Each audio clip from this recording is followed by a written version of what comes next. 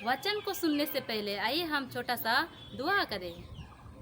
स्वर्गीय महान दयालु पिता, इस वक्त आपको धन्यवाद देते हैं क्योंकि प्रभु आप हमारे संग साथ हुए। हमें हर प्रकार की बुरी मुसीबत से, हर एक शैतान की परीक्षाओं से आप हमें बचाए रखे हो प्रभु, और इस प्रति आपको धन्यवाद देते हैं। धन्यवाद देते हैं प्रभु सारे आशीषों के लिए जो आपने हमारे ऊपर बनाए रखे हो।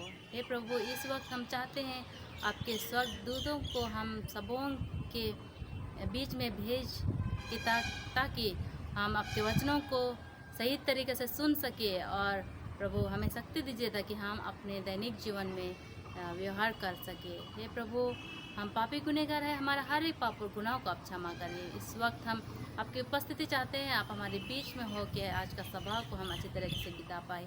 इस छोटी सी विनती उधर करता है यीशु क्रिस्ट का नाम से मांगे, उदय करके स्वर में सुन और ग्रहण कर। आमीन।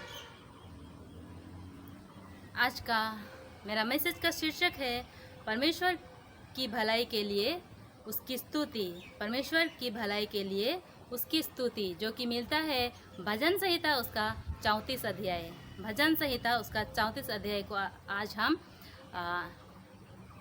डिटेल में सीखेंगे।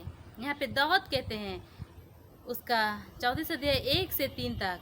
यहाँ पे दाऊद इस प्रकार से कहते हैं कि मैं हर समय यहोवा को धन्य कहा करूँगा, उसकी स्तुति निरंतर मेरे मुंह से होती रहेगी। यहोवा का दाऊद हमें यहाँ सिखा रहे हैं कि वो हर पल निरंतर यहोवा का स्तुति करेंगे। तो आज हम ये सीख पाते हैं दाऊद के इस वचन से कि हमें भी निरंतर प्रभु परमेश्वर की स्तुति करना है, उसको धन्य कहना है, क्योंकि वो भला है। हमारे जीवन में जो कुछ भी भला होता है वो सिर्फ परमेश्वर की ओर से होती है, और इस प्रति हमें उसको धन्यवाद देना है, उसकी स्तुति महिमा करनी है। हम ज़्यादातर जब हमारे जीवन में कोई अच्छा चीज़ होती है तभी हम उसका स्तुति करते हैं, उसका धन्यवाद करते हैं। लेकिन जब हमारे जीवन में कुछ बुरी परिस्थिति आती है, कुछ प्रॉब्लम्स आती है, समस्या आती है, तो हम भूल जाते हैं उसको। परंतु दाऊद हमें आज सिखा रहे हैं कि हमें हर पल उसका स्तुति महिमा करना है, निरंतर उसकी स्तुति में लगे रहना है। सिर्फ सुख के समय नहीं, बल्कि दुख के समय भी उसका स्तुति महिमा करना है, उसको धन्य कहना है, क्योंकि वो भला है, हमारे भलाई के लिए वो करते हैं। और 2 और 3 में कहता है मैं यहोवा पर घमंड करूँगा, नर्म लोग यह सुनकर आनंदित होंगे। हमें यहोवा पर घमंड करना है। क्या ही महान परमेश्वर, क्या ही महान जीवित परमेश्वर की हम स्तुति महिमा करते हैं, उसकी हम सेवा करते हैं, इसलिए हमें घमंड करना है। हमारे प्रभु परमेश्वर के जैसा ऐसा कोई परमेश्वर नहीं है जो हमारे जीवित प्रभु परमेश्वर का तुल्य हो सके, ऐसा कोई भी नहीं है जितना हमारा परमेश्वर भला है। इसलिए हमें परमेश्वर को स्तुति महिमा देना है निरंतर। मेरे साथ यहोवा की बड़ाई करो और आओ हम मिलकर उसके नाम की स्तुति करें। यहाँ हम दाऊद को देखते हैं, वो प्रभु परमेश्वर की स्तुति महिमा कर रहे हैं, और इतना ही नहीं, वो दूसरों को भी वो उत्साहित करता है आने के लिए कि वो भी परमेश्वर की स्तुति करें। तो आज हम भी प्रभु परमेश्वर की स्तुति कर रहे हैं, और हमें भी ये सीखना है कि हम किस प्रकार से दूसरों को भी ये उत्साहित करें कि वो लोग भी प्रभु परमेश्वर के पास आए और उसकी स्तुति करें। हम 4 से 10 तक देखेंगे। यहाँ पे कहते हैं, मैं यहोवा के पास गया, तब उसने मेरी सुन ली और मुझे पूरी रीति से निर्भय किया। जब कभी हम प्रभु परमेश्वर के पास आते हैं, जब कभी हमारे जीवन में दुख तकलीफ होती है, हम प्रभु परमेश्वर के पास आते हैं तो वो हमें निर्भय करते हैं। बहुत बार हमारे जीवन में ऐसा घटना घटती है जिससे हम डर जाते हैं। कभी हमारे फैमिली मेम्बर्स में कोई बीमार से सीरियस हो जाते हैं तो हम घबरा जाते हैं, डर जाते हैं। उस समय हमें सबसे पहले परमेश्वर के पास आना है, वो हमें निर्भय करेंगे, क्योंकि वो हमारा सामर्थी परमेश्वर है। उसके पास हर समस्या का हाल है और वो हमें हर मुसीबत से, हर संकट से हमें बचा सकते हैं। इसलिए हमें सबसे पहले परमेश्वर के पास आना है, तो वो हमें निर्भय करेंगे, हमें कोई चीज़ का डर नहीं लगेगा। कहता है जिन्होंने उसकी ओर दृष्टि की उन्होंने ज्योति पाई और उसका मुंह कभी काला ना होने पाया। जितने कोई प्रभु परमेश्वर की ज्योति में चलते हैं उसका मुंह कभी काला नहीं होता है, क्योंकि यदि हम परमेश्वर के आज्ञाओं को मानते हैं, उसकी ज्योति में चलते हैं, तो हमारे जीवन से ऐसा कोई भी अनुचित काम नहीं होंगे जिससे हमारा मुंह काला हो। तो प्रभु परमेश्वर हमें अगुवाई करते हैं उसके राहों में, तो हमें चलना है उसके पीछे। तो वो हमें हमारे जीवन, वो चाहते हैं हमारे जीवन के लिए, जीवन में अच्छा ही हो, इसलिए वो हमें इनकरेज करते हैं और अगुवाई करते हैं। हम देखेंगे उसका 6 पद को। इस दिन जन ने पुकारा, तब यहोवा ने सुन लिया और उसको उसके सब कष्टों से छुड़ा लिया। हम जानते हैं दाऊद का स्टोरी को, वो किस प्रकार वो मुसीबत में था और वो यहोवा को पुकारा और यहोवा ने उसकी सुन ली। यहोवा ने दाऊद की दुहाई को सुन ली। और हम देखते हैं दाऊद का जो पर्सनल रिलेशनशिप था परमेश्वर के साथ, वो बहुत ही गहरा था और इसलिए वो जान पाया है प्रभु परमेश्वर का प्यार को, और कितना भला है प्रभु परमेश्वर, वो जान पाया है। आज आपका और मेरा पर्सनल रिलेशनशिप कैसा है? आइए हम अपना पर्सनल रिलेशनशिप को बिल्डअप करें ताकि हम दाऊद के जैसा उसका प्रेम को, उसका दया को हम अनुभव कर सके। साथ में कहता है यहोवा के डरवाइयों के चारों ओर उसका दूत छावनी किए हुए उनको बचाता है।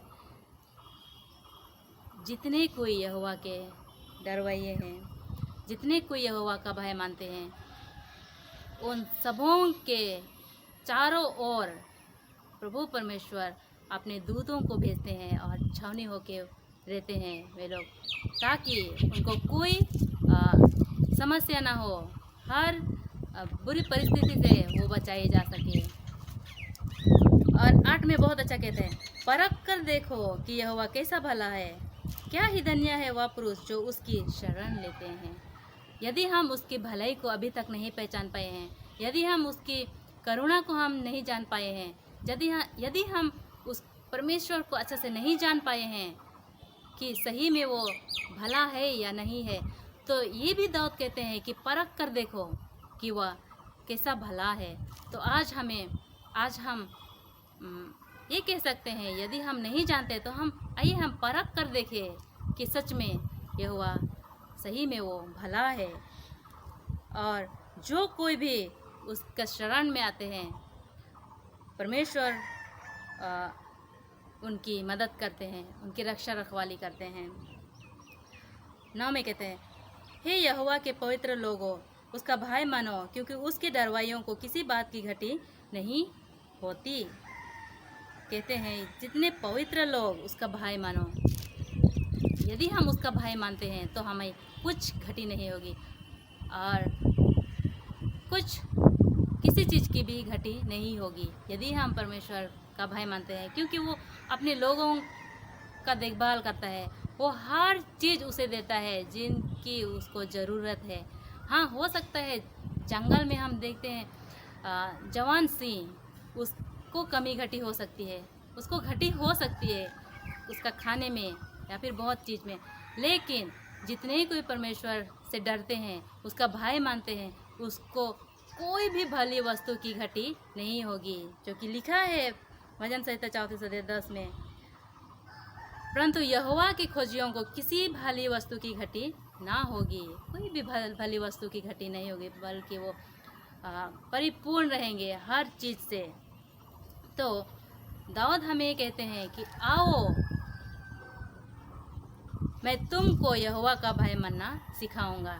तो दाऊद हमें कितना अच्छा कहते हैं कि आओ मैं तुमको यहोवा का भय मानना सिखाऊंगा। तो यदि हम दाऊद का इस बुक को पढ़ते हैं तो हम सही में जान पाते हैं कि कैसा यहोवा का भय मानना है, किस प्रकार से हम यहोवा के करीब आ सकते हैं और उसकी उपस्थिति में रह सकते हैं।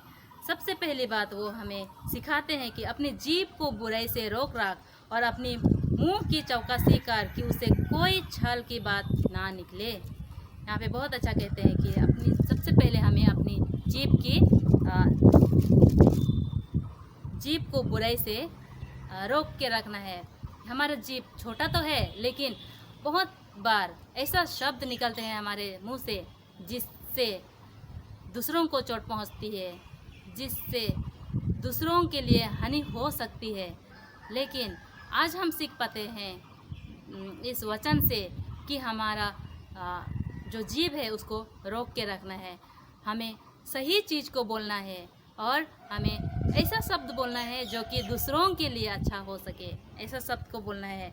और हमारा मुंह से ऐसा कोई भी छल की बात ना निकले जिससे दूसरों को परेशानी हो। और दूसरी चीज़ है, पढ़ेंगे पद 34 अध्याय 14 में, यहाँ पे कहते हैं बुराई को छोड़ और भलाई कर, मेल को ढूंढ और उसी का पीछा कर। हमें इस दुनिया में हम देखते हैं बहुत सारे बुराई से भरी पड़ी है, तो हमें उन सारी बुराइयों को छोड़ देना है और हमें मेल मिलाप का पीछा करना है। हम अपने परिवार में, अपने समाज में, अपने कलीसिया में, अपना आस पड़ोस में हम मेल मिलाप का पीछा करें, ताकि हम शांति से रह सके और हर कोई ये जान सके कि सही में प्रभु परमेश्वर भला है, वो अपने लोगों के साथ रहता है, ये हम दिखा सके। यहोवा की आंखें धर्मियों पर लगी रहती है और उसके कान भी उनकी दुहाई की ओर लगे रहते हैं। सही बात है कि यहोवा हर समय अपने लोगों की बात को सुनते हैं। जब कभी हम उसको पुकारते हैं वो हमारे और कान लगाए रहते हैं और वो हमें जवाब देते हैं और कहते हैं यहोवा बुराई करने वालों के विमुख रहता है ताकि उनका स्मरण पृथ्वी पर से मिटा डाले। जितने कोई बुराई करते हैं उन लोगों से प्रभु परमेश्वर विमुख रहता है। धर्मी दुहाई देते हैं और यहोवा सुनता है और उनको सब विपत्तियों से छुड़ाता है। जितने धर्मी है वे लोग प्रभु परमेश्वर को बुलाते हैं और जितना भी विपत्ति आ पड़ती है उन लोगों के बीच में, जितना भी परेशानी दुख संकट आ जाते हैं, प्रभु परमेश्वर उन सारे परेशानियों से उन लोगों को बचाते हैं। कहते हैं 18 में कहते हैं यहोवा टूटे मन वालों के समीप रहता है और पिसे हुओं का उद्धार करता है। इस दुनिया में बहुत बार हम टूट जाते हैं, गिर जाते हैं, फिसल जाते हैं और उस वक्त सिर्फ प्रभु परमेश्वर ही एकमात्र सहारा है जो हमें हमारे संग साथ रहते हैं। जब हम उसको बुलाते हैं वो हमारे साथ रहते हैं, हमें साहस धाड़स देते हैं और अगर हम पिसे हुए हैं तो भी वो हमारा उद्धार करने के योग्य है। धर्मी पर बहुत सी विपत्तियाँ आ पड़ती तो है, परंतु यहोवा उसको उन सब से मुक्त करता है। हाँ, हम क्रिश्चियन है, इसका मतलब ये नहीं कि हमारे जीवन में दुख तकलीफ नहीं होगी, परेशानी नहीं होगी। होती है, सारा दुख तकलीफ आते तो हैं, लेकिन उसमें साथ देने वाला प्रभु परमेश्वर रहता है, हमारा करीब रहता है। वो हमें मदद करते हैं किस तरह से हम इस झंझट को पार करें, वो हमें मदद और सहायता करते हैं।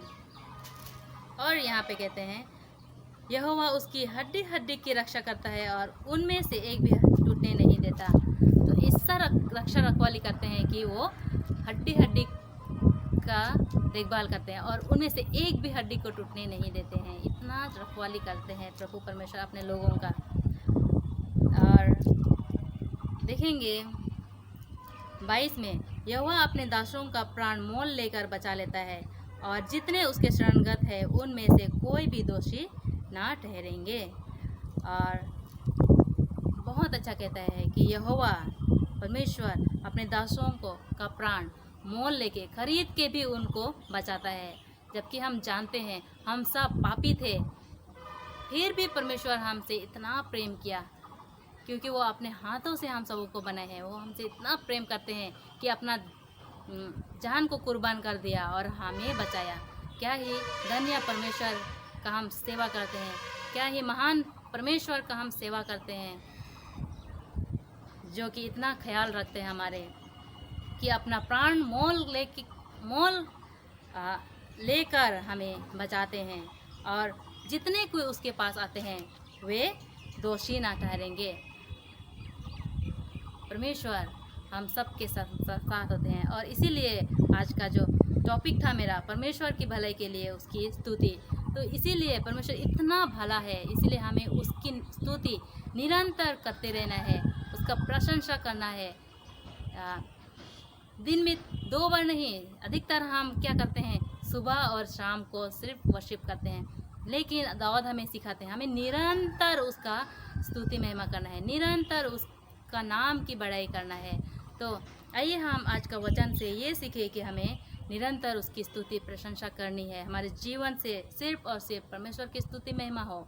और यदि हम उसका भलाई को नहीं जानते, अभी तक समझ नहीं पाए हैं उसका भलाई को, उसका दया को, उसका करुणा को हम समझ नहीं पाए, तो हम परख कर देखें। इतना भी कहता है दाऊद कि हम परख कर देखें क्या ही भला है यहोवा। तो आइए हम उसके शरणगत रहे, ताकि हम हर प्रकार की बुराइयों से बचे रहे। और ये भी सिखाते हैं कि हमें किस प्रकार से हमें किस प्रकार से यहोवा का भाई मानना है। तो ये जो पॉइंट्स है उसको हम याद करें और सही में उसके करीब आए, ताकि हम परमेश्वर में बचाए जा सके स्वर्गीय राज के लिए, और जो मकसद के लिए हमें भेजा गया है उस मकसद को पूरा कर सके। इसलिए हमें हमेशा परमेश्वर को धन्य कहना है, उसका नाम की बड़ाई करना है, और हम दूसरों को भी उत्साहित करें कि हम वो लोग को सिखाए कि सही में परमेश्वर भला है और उसकी स्तुति करनी बहुत ही ज़रूरी है। क्योंकि स्वर्ग में दिन भर उसका महिमा होती है, हर पल उसका महिमा होती है, आनंद ही आनंद है वहाँ पे। तो आइए हम इस दुनिया में भी हम ये अपना हैबिट बनाए कि हमें हमेशा परमेश्वर की स्तुति करनी है। ये बहुत ही ज़रूरी है, जिसने हम सबको बनाया, पूरे यूनिवर्स को बनाया, सब चीज़ को वो बनाया, उसको हम स्तुति महिमा दें, क्योंकि वो उसका लायक है कि हम उसको निरंतर स्तुति महिमा दें। पर हमारा प्रभु परमेश्वर जैसा ऐसा कोई भी नहीं है जिसको हम इतना प्रेज़ कर सके, सिर्फ और सिर्फ हमारा जीवित परमेश्वर, जिसको इतनी प्रशंसा मिलनी बहुत ज़रूरी है। तो इस वचन में प्रभु परमेश्वर हम सबको आशीष करे। आइए हम इस सभा को अंत करने के लिए छोटा सा दुआ करें। स्वर्गीय महान दयालु पिता, इस वक्त आपको धन्यवाद देती हूँ क्योंकि आप हमारे संग साथ हुए। हम इस वचन में से सीखे हैं प्रभु कि सही में हमें आपकी स्तुति महिमा करना है निरंतर, ताकि हम आपके समीप में रहे, आपके हमेशा बड़ाई करते रहे। हे प्रभु, हमें अगुवाई करिएगा, हमारा मन में होइएगा, ताकि हम आपकी हमेशा स्तुति महिमा में लगे रहने सके। हे प्रभु, हम पापी गुनहगार हैं, हमारा हर एक पाप और गुनाहों को आप क्षमा करिए। और इस वक्त हम आपके हाथों में समर्पण होते हैं, बाकी का जीवन को आपके हाथों में समर्पण करते हैं। प्रभु, आप हमें अगुवाई करिए। इस छोटी सी बिनती उधर करते हैं, श्री कृष्ण का नाम से मांगी हूँ, दया करके स्वर में सुन और ग्रहण कर।